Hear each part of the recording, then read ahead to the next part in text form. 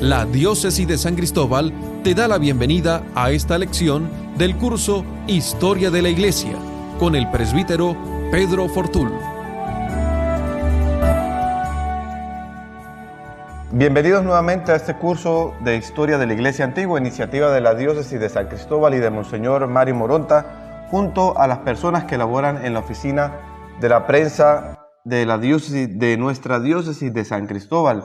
Hoy estamos en la lección número 20 con todos ustedes. Recordar nuestra plataforma de internet de www.diocesisdesancristóbal.online. También estamos a través del canal de YouTube Diócesis de San Cristóbal BE. Gracias también a la cooperación, a la colaboración de Radio Natividad, la emisora católica del Táchira, por la transmisión de este curso de Historia de la Iglesia Antigua con horario de 10 de la mañana y la segunda emisión 9 de la noche, y también a través de DC.radio, la emisora del Diario Católico. Nuestro correo electrónico que ha sido preparado para recibir sus mensajes, sus correos, historia de la iglesia curso1@gmail.com. Y muy bien, hemos llegado hasta esta lección número 20, en la cual, después de haber hecho una visual acerca de las épocas de persecuciones a lo largo de los 3 primeros siglos de vida de la historia de la Iglesia, nos introducimos en el siglo IV y ya en las primeras décadas la presencia de un importante personaje que determina definitivamente un cambio trascendental dentro de la presencia de la Iglesia en este tiempo, y será nuestro personaje, aquel que ayer anunciábamos, Constantino y su encuentro con el cristianismo. Constantino, aquel emperador que acudirá también inclusive al auxilio del Dios de los cristianos para llegar a establecer aquel proyecto político, pero también personal que tenía para el imperio. Durante el reino de Flavio Valerio Constantino, que reinó entre el 306 y el 337, se ha realizado el cambio más importante en la historia de la Iglesia antigua. Su figura, sus convicciones religiosas, sus decisiones políticas han sido a lo largo del tiempo vivamente discutidas, y todavía hoy falta la unanimidad acerca de los juicios sobre Constantino que pueden dar los estudiosos de la historia.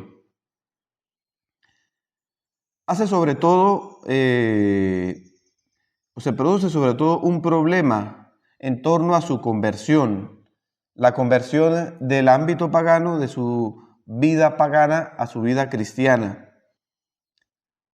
¿Fue improvisa o fue lenta en su evolución? Es una de las interrogantes que nosotros tenemos que necesariamente hacernos sobre la conversión de este emperador. En lecciones anteriores hemos visto cómo inclusive la esposa, la mujer del emperador, era cristiana o era catecúmena, pero nunca se había visto un emperador, o nunca se había realizado el hecho de que un emperador se convirtiera al cristianismo. Por eso bien vale la pena preguntarse, ¿fue improvisa de un momento a otro o fue una evolución lenta su paso del cristianismo, su paso de la vida pagana al cristianismo? También nos pudiéramos y tenemos que preguntarnos, ¿fue sincera o constituye solamente una elección política? Las respuestas a estas preguntas dependen mucho de la interpretación de las fuentes que han llegado hasta nosotros. Cuando nosotros hablamos de fuentes históricas, estamos evidentemente haciendo referencia a ese conjunto de elementos de los cuales podemos subtraer información acerca de la vida, la obra, la política y el modo de ver el mundo que tenía Constantino. Llámense escritos en torno a su vida o en torno a su acción como emperador, llámense monumentos, llámense monedas, llámense obras que otros hayan escrito sobre él, testimonios arqueológicos que podamos o que se han descubierto en torno a la persona de Constantino. El historiador de Constantino fue el obispo que hemos citado ya en circunstancias anteriores muy importantes para la historia de la Iglesia, el obispo Eusebio de Cesarea, amigo del emperador y convencido de la misión providencial de la cual fue investido el héroe Constantino. En su obra Historia Eclesiástica, que la hemos citado en momentos anteriores, en sus diversas ediciones, se ha enriquecido siempre con nuevos particulares en torno a la vida de este emperador, hasta llegar a transformarse en una progresiva transfiguración del personaje. En la obra que lleva el nombre de Vita Constantini, atribuida a Eusebio de Cesarea, el obispo, él acentúa aún más el carácter de discurso en el que resalta las virtudes y las cualidades de este emperador, tanto que algunos han llegado a decir que pudiera ser una obra falsa de un siglo posterior, del siglo V, inclusive del siglo VI, porque en esta obra Eusebio de Cesarea hace un verdadero discurso panegírico, es decir, en el que resalta excesivamente las virtudes y las cualidades y oculta evidentemente también muchas deficiencias o hace una reinterpretación del personaje. El segundo autor más importante contemporáneo a Constantino se llama Lactancio, que fue un escritor latino de origen africana, maestro de retórica en Nicomedia, y se convirtió al cristianismo durante las primeras décadas del siglo IV. Lactancio favorece también la imagen de Constantino en sus obras y además de esto recuerda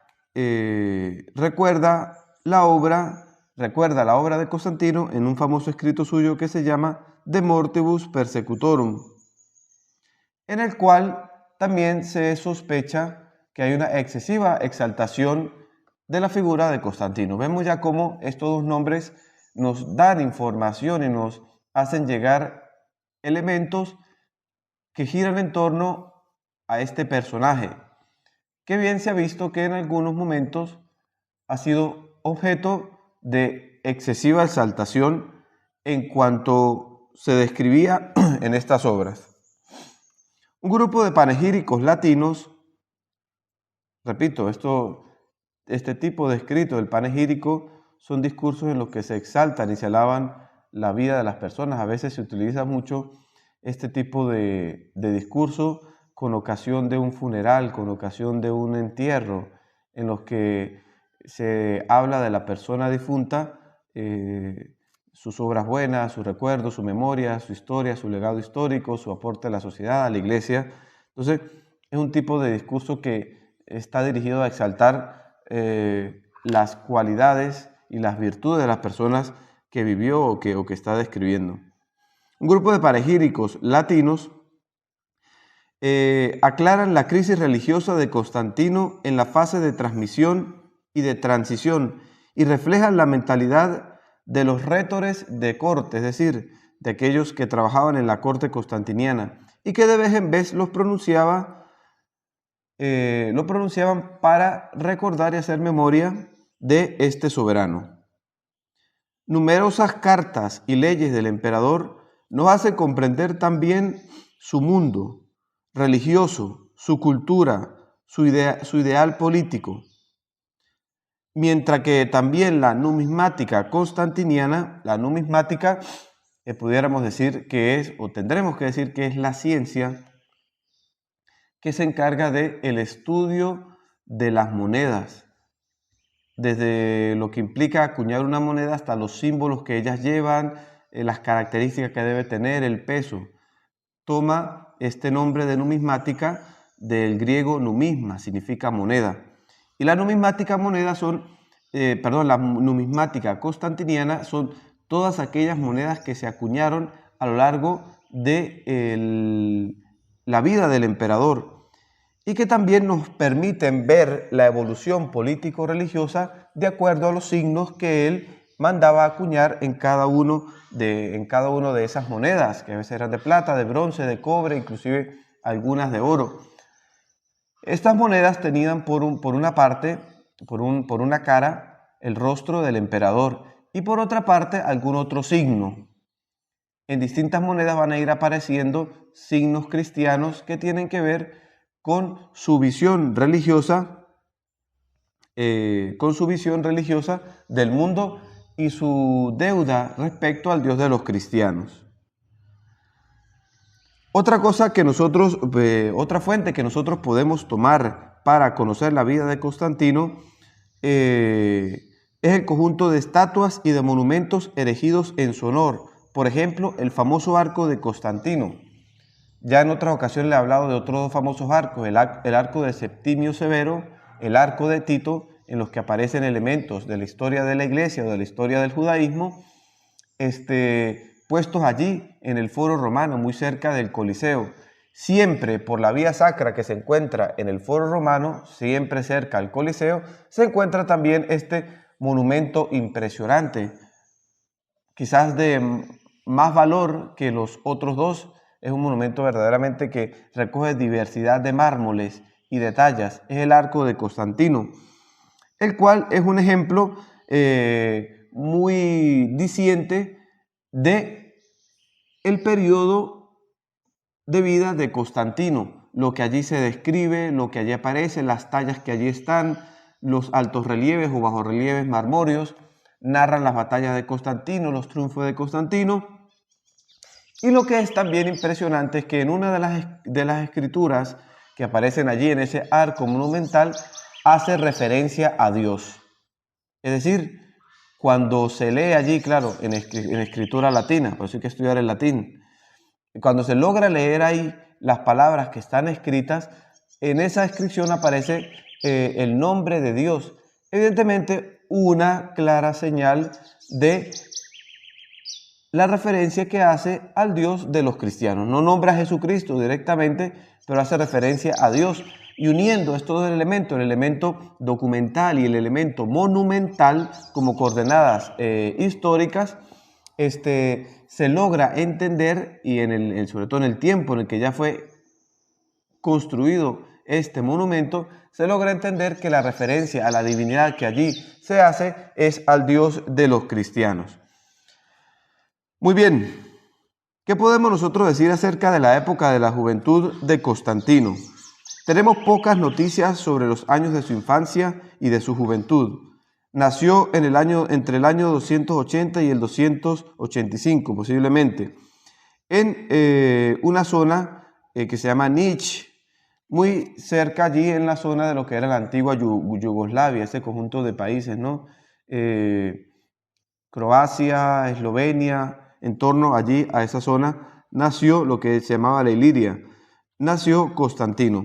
Sus padres eran paganos, su padre se llamaba Constanzo y su mamá se llamaba Helena. Se transformará en una ferviente católica que irá hasta Tierra Santa para encontrar y buscar los lugares de la pasión del Señor. Será Santa Helena quien descubre el lugar de la sepultura, y allí Constantino construye la Basílica del Santo Sepulcro, de la que hoy es posible visitar una gran parte de la actual Basílica del Santo Sepulcro fueron construidos en tiempo de Constantino, parte de la Basílica Constantiniana, aunque ha sufrido distintas modificaciones a lo largo de las épocas, sobre todo en época medieval. Pero fue Santa Helena, la madre de Constantino, cuyos restos reposan allí, muy cerca del Foro Romano, en una iglesia dedicada a la Virgen María, Santa María de Aracelli. Allí se encuentran los restos de la sepultura de Santa Helena, madre de Constantino. Ella también, recordemos, encontró los restos de la verdadera cruz en Tierra Santa. Hizo traer desde Tierra Santa también las escaleras de la fortaleza antoniana, las escaleras del pretorio, donde Jesús caminó en el momento en que sufría su pasión. antes de su muerte en Jerusalén. Las hizo traer hasta Roma y ella misma mandó a construir allí en Roma una basílica dedicada a la Santa Cruz en Jerusalén. Todavía existe hoy esta basílica donde se guardan las más importantes reliquias de la pasión del Señor, como restos de la verdadera cruz, algún clavo, parte del letrero de INRI, Jesús Nazareno, Rey de los Judíos, y algunas otras reliquias. Y por supuesto allí muy cerca de la Basílica de Letrán, siempre en el conjunto monumental, Basílica de Letrán, Basílica de Santa Elena de Santa Cruz en Jerusalén y Basílica de la Santa Escalera, allí hizo colocar la escalera de mármol que formaba parte del pretorio de la fortaleza antoniana, allí donde Jesús se presentó delante de Pilato. Todo eso está en Roma, gracias también al aporte y a la misma dedicación que Helena, madre de Constantino, tuvo cuando fue hasta Tierra Santa para buscar las reliquias de la pasión del Señor. Ellos, Santa Elena y Constanzo, no estaban unidos en matrimonio legítimo, ya que él era un alto oficial y ella era una mujer que tenía un lugar, digamos, antiguamente se llamaba locandiera en esa época. Hoy es lo que sería un pequeño restaurante, un lugar donde se vendía alimento, la gente iba a comer allí. Helena influyó ciertamente sobre Constantino y más tarde ella se convertirá al cristianismo y hará que su hijo se convierta también al cristianismo, un poco como la idea que nos da Santa Mónica y San Agustín. Constancio, papá de Constantino, profesaba una especie de monoteísmo que era bastante, digamos, universal, un poco la idea monoteísta de los filósofos clásicos. Pero en sustancia tenemos que decir que era bastante tolerante y culto respecto al cristianismo. Y el clima en casa de Constantino en sustancia era sobre todo de tendencia filocristiana. En el 305 Constantino huye a Nicomedia para alcanzar allí al padre que había acampado en Britania. El año siguiente es proclamado Augusto de las tropas y continúa la política de tolerancia hacia los cristianos en la Galia. Se demuestra ya resuelto en cierto sentido el problema religioso. En el año 310 elige como su divinidad el Sol Invictus al puesto de Hércules. El dios Sol era venerado en todo el imperio, pero el patrono de Constantino era Apolo el Gálico. En el 312 se asegura el favor de Licinio, prometiéndole como esposa a su hermana o a su hermanastra Constanza, y se mueve contra Macencio, que domina Italia y África. Ocupa las ciudades del norte y llega hasta Roma, a los muros, donde pretende derrotar a su adversario. Recordemos que esta cuestión de los adversarios, porque existían las dos figuras, el Augusto y el César de Oriente, el Augusto y el César de Occidente.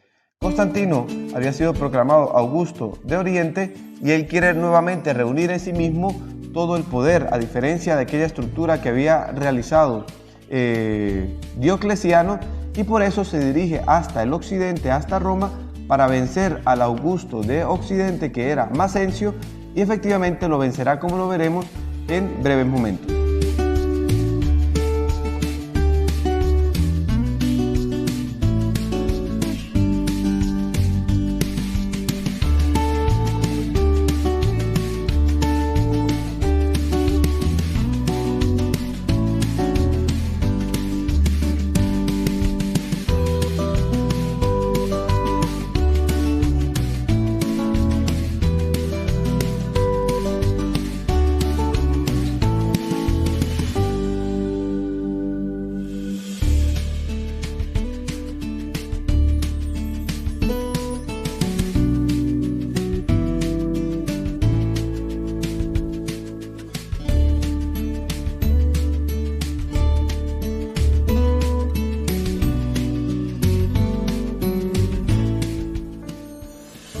Disponibles todas las lecciones del curso Historia de la Iglesia en el canal de YouTube Diócesis de San Cristóbal, V.E.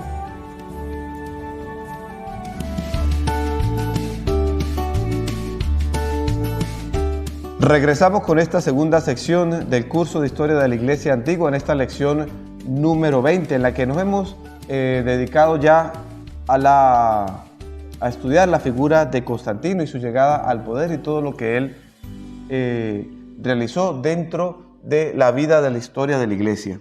Bien, decíamos en la sección anterior que Constantino desea reunificar nuevamente el imperio y cambiar esa estructura que había establecido Diocleciano. Él quiere nuevamente acumular todo el poder en su persona y por eso se va desde Nicomedia en batalla para vencer al Augusto de Occidente. Aunque sí tenemos que decir que después de Constantino, nuevamente la estructura Oriente-Occidente con sus Augustos se restituirá. Pero Constantino tiene esta ambición política militar de que todo el poder sea centrado en su persona.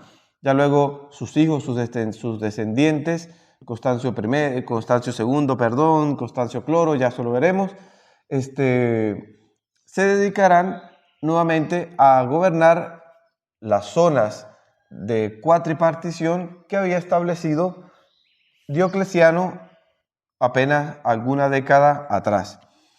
Bien, una vez que Constantino llega hasta la ciudad de Roma, donde se encuentra Macencio, se produce en el 312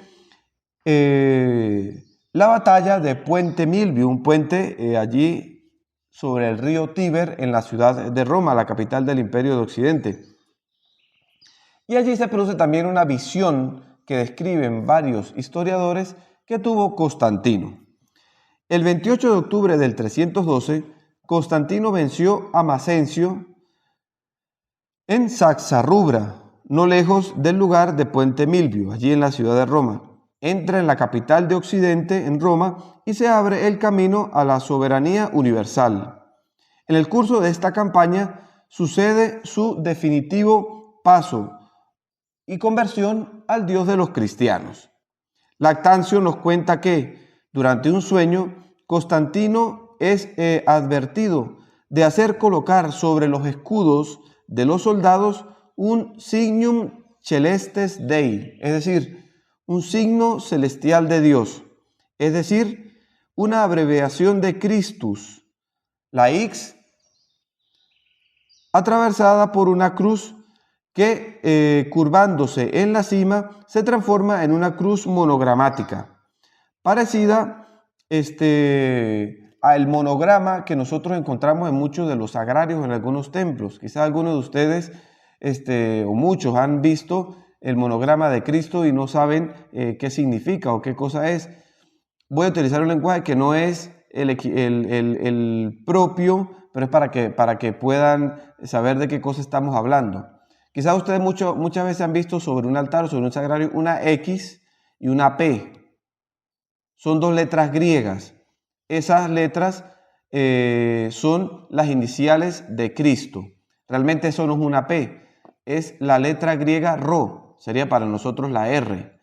Y la X es la primera letra con la que se inicia en griego el nombre de Cristo, que significa Mesías. Entonces, la X entrecruzada con la Rho, que en teoría nosotros pudiéramos decir que es la famosa P para nosotros como signo visible, es como una P, pero es una R, una Rho griega, es el monograma de Cristo. Nos cuenta Lactancio que él vio, Constantino, en ese sueño, que apareció en el cielo este signo y que escuchó una voz que le decía: coloca sobre los escudos de tus soldados este signo. Y la voz le decía a su vez: in hoc signum vincis, con este signo tú vencerás. El emperador evidentemente hace factible, realiza esta orden y obtiene la victoria en el Puente Milvio, atribuida a la protección del Dios de los cristianos. Lactancio describe este acontecimiento en el 318. Este mismo evento es narrado 25 años después por Eusebio de Cesarea, el obispo historiador de Constantino, en la obra Vita Constantini, pero con una abundancia mayor en los detalles. Constantino ora a Dios, reza al Dios de los cristianos de que lo ayude, de que lo socorra, de que lo acompañe en esta batalla. Luego nos dice Eusebio de Cesarea, en la tarde, todo el ejército vio en el cielo, en la cima del sol, como un signo de victoria, una cruz luminosa, con las palabras in hoc signos vinces. La noche siguiente se le aparece Cristo con la cruz y le ordena de hacer reproducir este signo y de llevarlo consigo. Constantino hace realizar un estandarte que lo une o lo cuelga a una asta, es decir, a una lanza bastante larga, bastante alta. Y en el centro una corona de laurel con el monograma de Cristo. Esto va a ser, el monograma va a ser la X entrecruzada con la letra Rho, que podemos ver en tantas partes de nuestras iglesias, sobre los altares, sobre los ambones o talladas en las puertas de los sagrarios. Más tarde, también hace colocar este signo, este monograma, sobre el elmo de la armadura. Y en una tela que colgaba de una lanza, de un asta, hace colocar las imágenes del emperador y de sus hijos. Aquel estandarte se transformará en el, signo o en el símbolo imperial que será llamado Lavaro. Vemos entonces dos descripciones de un mismo acontecimiento. Lactancio nos da algunas referencias más generales. Un sueño, la visión que tuvo del monograma de Cristo y la orden o la instrucción que le da la voz de mandarlo a colocar sobre los escudos. Y efectivamente, gracias a la intercesión del Dios de los cristianos, logra derrotar a Magencio en la batalla de Puente Milvio. Eusebio de Cesarea, el obispo, describe con mayor detalle, nos habla de un estandarte, nos habla de este signo, nos habla de que todo el ejército vio en la noche, quizás algunos detalles más espectaculares, otros menos espectaculares, pero ya hemos dicho nosotros anteriormente que siempre estos dos escritores procuran darle a Constantino una visión más impresionante de aquello que quizás realmente sucedió. El hecho efectivo es que Constantino tuvo una visión, tuvo un sueño y hace efectivamente colocar sobre el estandarte que se llama Lavaro o sobre los escudos y sobre el elmo este monograma que de aquí en adelante se transformará en un signo de identidad de todo el imperio. Ya existía anteriormente, lo encontramos en las catacumbas, tallado sobre las placas de mármol que cubría la sepultura de los cristianos y de los mártires.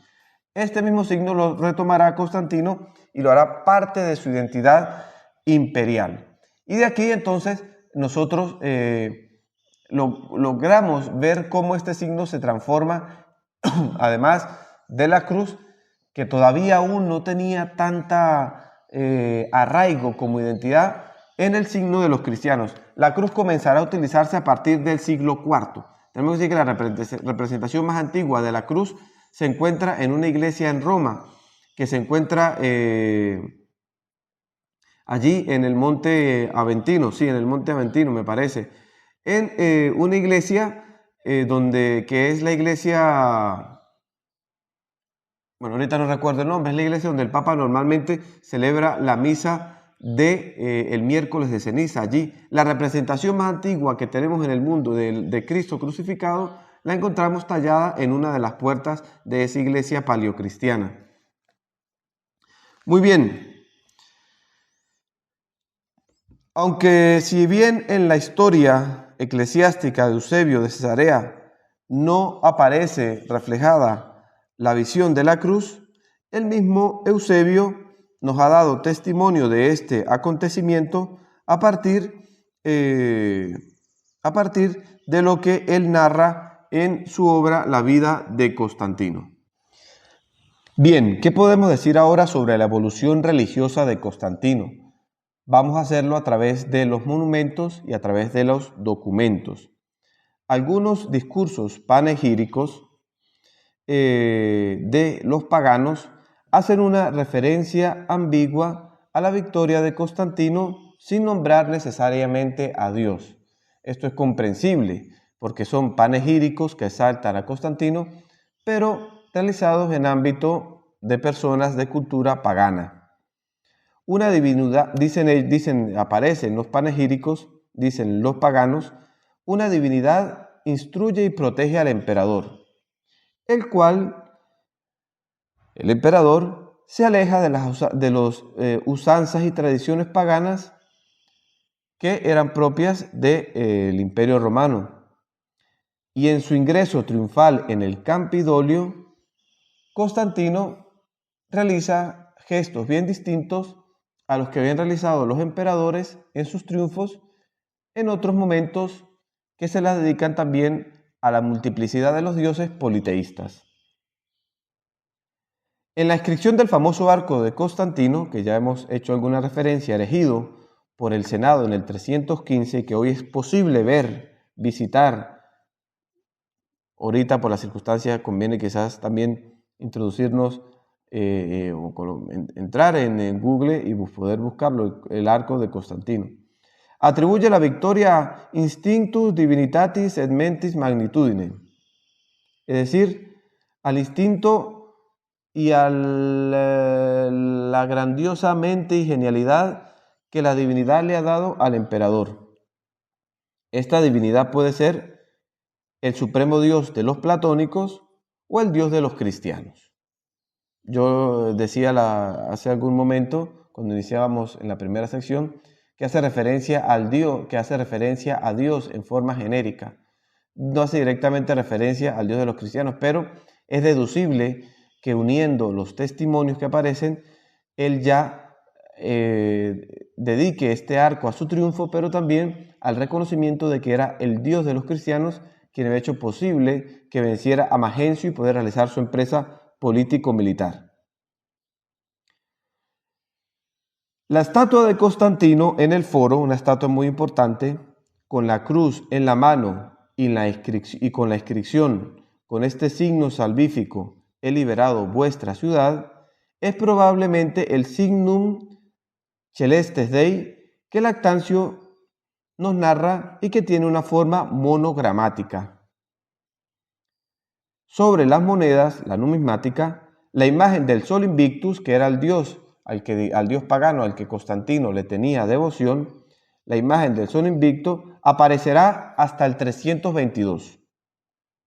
Las monedas siguientes, a partir del 322 en adelante hasta el 337, serán acuñadas con signos cristianos y emblemas también que hacen referencia a Cristo.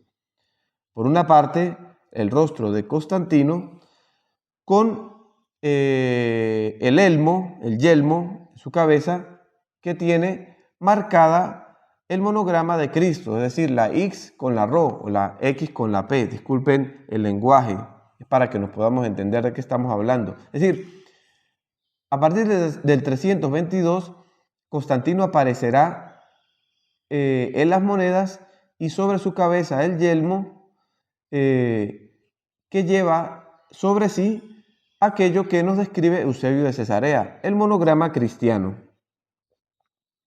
También nosotros tenemos que recordar en este momento que se habían producido algunas decisiones favorables a la religión cristiana, en torno a esta época. Nos detenemos brevemente y en unos momentos regresaremos para, en la tercera sección, hablar ya del Edicto de Milán como un importante documento para la vida de la Iglesia y daremos algunas otras referencias en torno al personaje que abre al cristianismo las puertas del siglo IV y la iglesia comenzará a crecer y a expandirse y a fortalecerse aún más.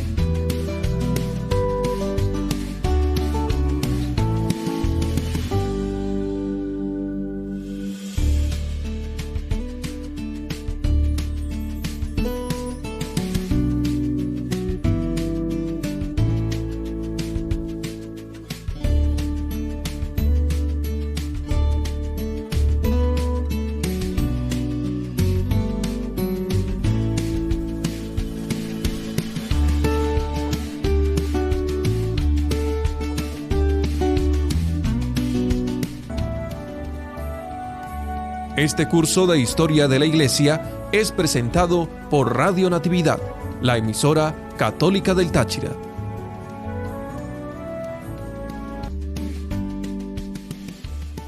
Bienvenidos nuevamente y retomamos esta sección tercera de la lección número 20 del curso de Historia de la Iglesia, en la que estamos presentando el personaje de Constantino y su encuentro y su relación con el cristianismo, con la Iglesia. Vamos ahora a dar alguna palabra en torno al acuerdo o al edicto de Milán del año 313, una fecha muy importante que implica un antes y un después dentro de la historia de la Iglesia antigua. En febrero del 313, Constantino y Licinio se encuentran en la ciudad de Milán para consultarse sobre la situación política y religiosa que se ha creado después de la victoria sobre Macencio, después del triunfo de Puente Milvio. En esta ocasión se celebran también el matrimonio entre Licinio con Constanza, hermana de Constantino, de la cual hoy es posible todavía visitar el mausoleo de Constanza, allí muy cerca a las catacumbas de Santa Inés en Roma, una verdadera obra de arte de la época del siglo IV, de la época paleocristiana. Que era la hermana de Constantino, y Constantino hizo construir allí ese mausoleo con una hermosa cúpula decorada con mosaicos muy importantes que representan a Cristo y con representaciones también de animales y de vegetación de época clásica, de época romana. Contrariamente a cuanto se ha dicho por lo general sobre el edicto de Milán, tenemos que afirmar que en Milán no fue emanado algún edicto. Una de las cosas que primero nos sorprende. El sentido del acuerdo que se produce en el encuentro de en el encuentro de Licinio con Constantino y la mente de los emperadores que gobernaban en ese momento, es decir, lo que tenían en su cabeza tanto Constantino como Licinio, lo sabemos a través de dos cartas, una de Constantino y otra de Licinio. La una que es datada en Nicomedia y la otra destinada a Palestina. Solamente, aparecen algunas pequeñas divergencias con particulares bastante insignificantes que no vale la pena tomar en cuenta. En la introducción de estas cartas, los dos emperadores reconocen que no se debe negar la libertad de culto, sino permitir a cada uno de regularse en las cosas religiosas según su conciencia. Esto vale explícitamente también para los cristianos. Esta premisa es seguida por otras disposiciones generosas y benévolas hacia el cristianismo, mucho más importantes y superiores a la simple tolerancia que concedió Galerio en el 260 con un poco de mal deseo, ¿no? La concedió sin un gran querer.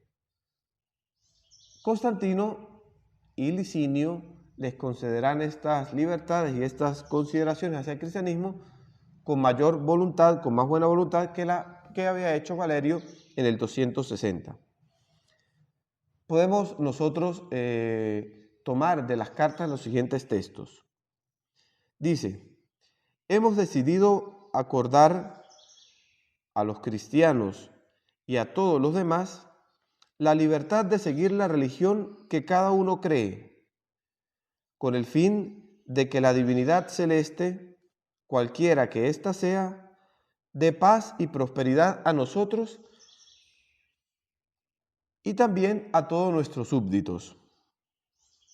Una libertad sin alguna restricción, sin alguna molestia, la más completa, la más absoluta, para practicar el culto cristiano. También en el texto aparece lo siguiente: además de esto, ordenamos que los lugares donde estos tenían por tradición reunirse, aunque hayan sido confiscados por el fisco o por cualquier ente privado, sean inmediatamente restituidas sin algún precio o formalidad. Y continúa Constantino escribiendo lo siguiente en las cartas: y porque estos, es decir, los cristianos, poseían comunitariamente otros bienes, ordenamos que todo sea regresado a ellos, siempre en las condiciones que hemos hecho referencia anteriormente. Hasta aquí el texto. Tenemos que decir entonces que iglesias y cementerios son restituidos nuevamente a la comunidad cristiana, de la cual se reconoce entonces la capacidad jurídica de poseer propiedades. En la parte final del documento se manifiesta la esperanza que, texto, cito, el favor divino ya experimentado en otras circunstancias y en importantes empresas, quizás haciendo referencia al triunfo sobre Magencio en la batalla de Puente Milvio, nos asista en cada tiempo y para el bienestar del imperio. Esto lo tomamos de Lactancio, el historiador, en su obra De Mortibus Persecutorum, sobre la vida de Constantino.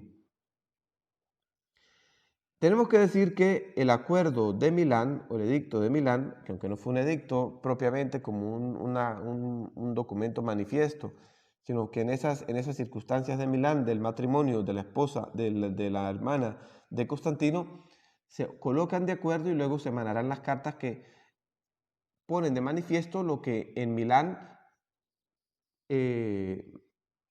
Licinio y Constantino decidieron dictaminar en torno a las religiones y sobre todo en torno al cristianismo. El acuerdo de Milán permanece la base de la sucesiva actividad de Constantino y es considerado como el primer punto de encuentro entre la antigüedad y el medioevo, en lo que tiene que ver a la materia religiosa.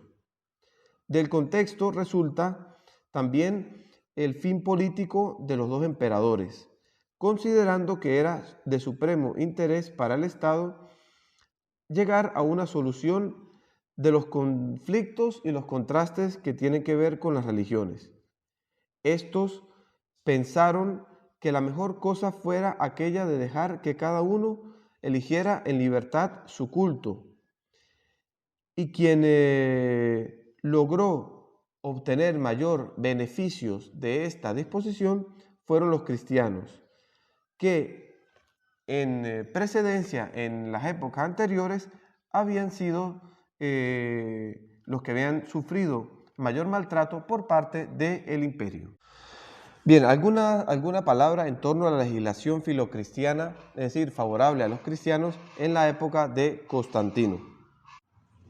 Bien, podemos decir que la legislación estuvo centrada en torno a las siguientes cosas. Constantino reconoce a través de un decreto a los obispos, dado a los obispos la posibilidad de juzgar ellos mismos las causas civiles. También, con una plena validez, dio una ley que libra de sanciones a los célibes y a los que no tienen hijos, a los que permanecían, sobre todo a las vírgenes consagradas, por respeto hacia el estado ascético y hacia el uso de las tradiciones que en la iglesia primitiva se daba a toda la cuestión del celibato y la consagración de las vírgenes al servicio de Cristo y al servicio de la iglesia. Por otra parte, la ley dominical del marzo y julio del 321 ordena el reposo del trabajo para los tribunales y los trabajos manuales, en homenaje al Día del Señor, festejado por los cristianos. Un decreto reconoce el derecho de dejar en testamento sus bienes a la iglesia. Quisiera aquí dar alguna palabrita porque a veces algunos hermanos separados nos engañan diciendo que la iglesia se la inventó Constantino y no es así. Nosotros cuando leemos textos de época primitiva como la Didache y otros textos de época apostólica, ya los cristianos se reunían, y como lo tomamos inclusive de las Sagradas Escrituras, el primer día de la semana, el día que los paganos dedicaban al dios Sol. Ahora se va a llamar el Día del Señor, la Doménica, el Dies Domini. Solo que en la época de Constantino la legislación va a favorecer las circunstancias para que este sea el día de descanso y puedan participar así de lo que ya se celebraba desde siglos atrás, antes de Constantino. La fractio panis, es decir, la Eucaristía muy temprano por la mañana. Recordemos aquel hermoso texto en el que en las primeras lecciones hacían esto Tácito, Suetonio, la descripción acerca de lo que ellos veían que los cristianos hacían. Y la descripción decía, se reunían el día que nosotros llamamos del sol, que para la semana cristiana se va a llamar Dies Domini o el Día del Señor o domingo, y se reunían muy temprano allí los que seguían a Cristo y cantaban himnos a Cristo como si fuera un Dios.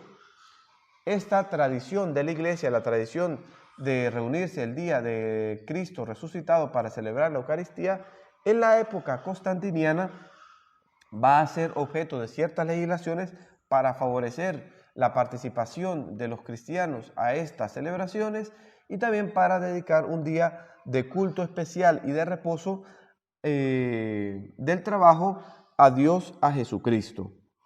Otras disposiciones fueron dadas para salvaguardar el derecho a la libertad de religión, que se establece en el Acuerdo de Milán. Los cristianos convertidos que procedían desde el judaísmo son protegidos con una ley especial. No sucede lo mismo con aquellos que pasan al paganismo o al judaísmo, o sea, que abandonan estas religiones.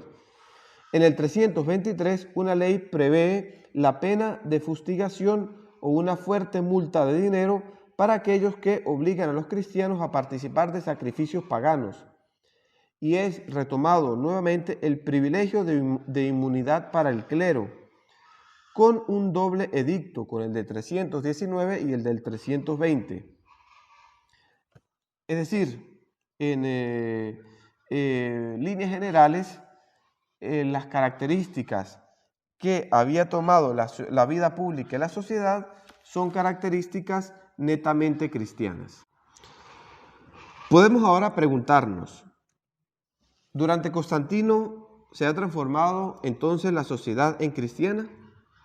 Además de los privilegios jurídicos y administrativos, Constantino muestra toda su simpatía y su mesianismo hacia el cristianismo. Se multiplican los lugares de culto. En Roma surgen enseguida unas 40 basílicas suntuosas en honor de los santos apóstoles y de los mártires, como San Pedro en Vaticano, San Sebastián en la Vía Apia Antigua, la de Santa Inés. Surge también el Palacio de Letrán, que se encuentra a disposición del Papa desde el 314. En Jerusalén se edifica el complejo magnífico del Santo Sepulcro. En Constantinopla surgen muchísimas iglesias, entre las cuales aquel complejo hermoso y monumental de los 12 apóstoles, donde Constantino se hace preparar su tumba, su sepulcro, incluyéndose o considerándose a sí mismo como uno de los apóstoles. Inclusive la Basílica de Santa Sofía en Bizancio es obra de Constantino. Y Constantino, por supuesto, manda a construir este tipo de arquitectura porque representan también la grandeza de su imperio. Anteriormente los cristianos no tenían ni basílicas ni templos, sino que se reunían en las casas de los cristianos y posteriormente en las casas que con el dinero de la iglesia habían podido construir y que eran ya las casas de la comunidad, pero eran casas muy sencillas. Pensemos en una casa de retiro. más o menos lo que hoy sería una casa de retiro, donde había un oratorio, donde había lugar para la catequesis, pero nada de estructuras monumentales. Constantino quiere engrandecer el cristianismo también con las basílicas.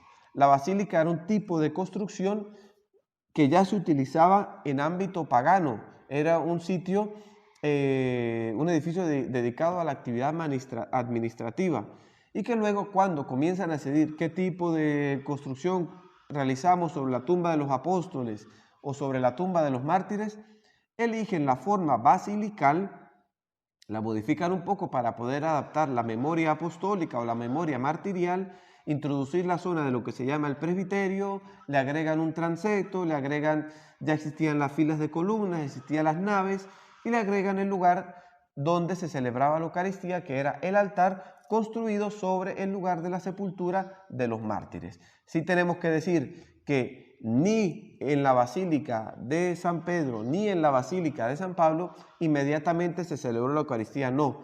Eran solamente lugares de memorias apostólicas. Tendremos que esperar todavía unas décadas, inclusive algún siglo, para que los papas introduzcan ya altares dentro de las basílicas construidos sobre los lugares de sepultura de los apóstoles Pedro y Pablo, y allí entonces sí se comience a celebrar la Eucaristía. Finalmente, el clima de paz de la Iglesia crece inmediatamente, y en todas las regiones se multiplican las conversiones. En todos los ambientes se pasa inmediatamente de vida pagana a vida cristiana, y esto hace también que las sedes episcopales, de acuerdo al crecimiento de la Iglesia en distintos sitios, comience a tomar cierta importancia unas sobre las otras. Comienza a aparecer la figura de la pentarquía. ¿Y qué es la pentarquía? Las 5 sedes las 5 sedes episcopales más importantes, o los 5 patriarcados más importantes, que serán en orden de importancia: primero Roma, la más importante; después Constantinopla, por ser la ciudad a la que Constantino se establecerá o se muda como su nueva sede, allí Constantinopla, del nombre de Constantino; luego inmediatamente Alejandría, en el norte de África; luego Antioquía de Siria; y finalmente, en último lugar, el Patriarcado de Jerusalén. Y esto hace que, por la paz y el surgimiento de las escuelas cristianas, comience a desarrollarse la teología. Esto traerá como consecuencia que en el siglo IV se tenga que convocar 2 importantes concilios ecuménicos para definir la doctrina cristiana en torno al dogma de la Santísima Trinidad, que ya se encontraba contenido en la revelación evangélica, en la revelación cristiana, pero que luego el desarrollo teológico hace necesario que se reúna la Iglesia para establecer la terminología y poder aclarar el dogma trinitario de acuerdo a las consecuencias que había traído el surgimiento de las herejías en contra de la divinidad del Hijo y de la divinidad del Espíritu Santo. Esto lo veremos en una de las clases de la siguiente semana, muy importante. Al menos los primeros 4 concilios ecuménicos, los 2 primeros dedicados a la cuestión trinitaria y los 2 del siglo V dedicados a la cuestión de Cristo, a la cuestión cristológica. La teología crece con la paz, y por lo tanto surgen también las primeras herejías de carácter trinitario. Y finalmente tenemos que decir que hubo un conflicto con Licinio, donde Constantino entró en problemáticas con él, y en el 324 se inició una guerra entre Constantino y Licinio, de la cual Licinio saldrá vencido por parte de Constantino. Constantino siguió utilizando el signo cristiano, en cambio Licinio interrogaba a los oráculos paganos, como el oráculo de Delfos, y allí sacrificaba a los dioses. Y allí vemos entonces una clara ruptura, inclusive en la visión que Constantino tenía de seguir utilizando los elementos cristianos para favorecer su genio político y su proyecto militar de gobierno, y Licinio continúa con la visión pagana. Esto irá fraccionando la visión unitaria que los dos tenían, y hará posible que Constantino se convierta nuevamente en el único y gran emperador de todo el Imperio Romano. Hasta aquí nuestra lección número 20 del curso de Historia de la Iglesia, y recordarle a todos ustedes que estamos a través de www.diócesis de San Cristóbal online, nuestro canal YouTube, Diócesis de San Cristóbal VE, Radio Natividad, la emisora católica del Táchira, con la emisión de este curso de Historia de la Iglesia de 10 de la mañana y su segunda emisión a las 9 de la noche, y a través de DC Radio, la emisora del Diario Católico. A todos, Dios les pague, Dios les bendiga. Hasta aquí esta lección de Historia de la Iglesia. Recuerda visitar nuestra web www.diócesidesancristóbal.online para acceder a todos los recursos.